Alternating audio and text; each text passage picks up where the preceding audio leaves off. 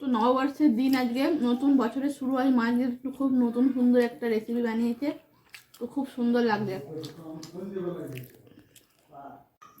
তো ক্যাপসিকাম দিয়ে চিকেন দিয়ে দারুণ হয়েছে তো মা। দেখ বলছিলিস কি করবে মা, তো দেখলি কেমন টেস্টি জিনিস করে দিলাম। কি করবে, খুঁজে পেয়েছিলাম না, দারুণ লাগছে দাদা। দারুণ লাগছে। হ্যাঁ, তোমার বাড়িতে বানিয়ে দেখতে ভালো একবার কেমন হয়েছে। আমার তো খুব সুন্দর লাগলো খেতে। আমি দেখুন দুটো পেঁয়াজ আর এও ক্যাপসিকামটা দেখুন শুকিয়ে কি অবস্থা হয়ে গেছে।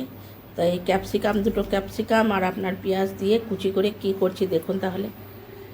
তো আমি দেখুন পকোড়ি করে নেব, তার জন্য এখানে চিকেনকে খুব ছোট ছোট করে কেটে নিয়েছি। এখানে নুন দিয়েছি, হলুদ দিয়েছি, আর দিয়েছি এখানে আদা, রসুন, লঙ্কা, জিরে সব বাটা দিয়ে দিয়েছি।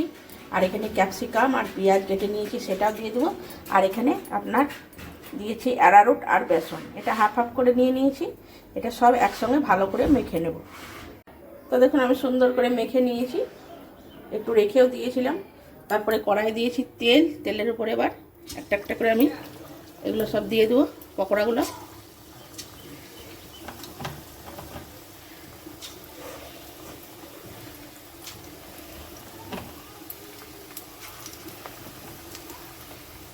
এটা খেতে খুব সুন্দর হয়, গরম গরম খেতে হবে। তো আমি দেখুন উল্টে পাল্টে একদম লাল লাল করে ভেজে নিয়েছি, এবার এগুলো তুলে নেব।